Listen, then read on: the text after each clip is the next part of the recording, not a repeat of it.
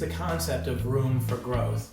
Like if I'm sighting in a gun, the first thing I'm going to do is I'm going to aim down the range, right? And I'm going to take a shot.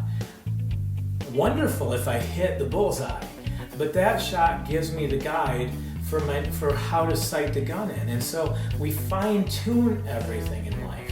And we get into this mindset that there's room for growth as a family, as a person, in my walk with the Lord. All of these things, we give each other room for growth, and we're working to help each other in our journeys.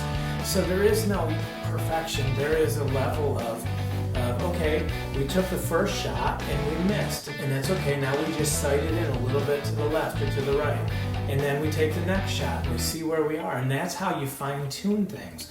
And you know, today I could fine tune, right?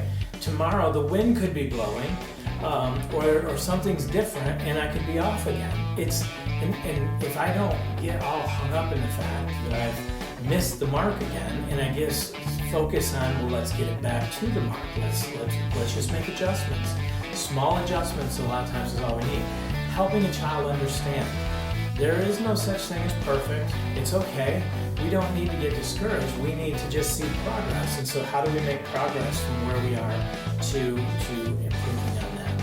And if you embrace that attitude, and even like my kids know I'm the most flawed human being on the planet, and I'm continually growth hacking my own life.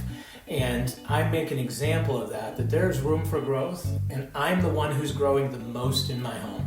That's not like because I'm the farthest away, but I want them to see that that's okay, that that's part of my journey, and that I'm open about that because I want them to also embrace growth in their life and give up the idea of perfection.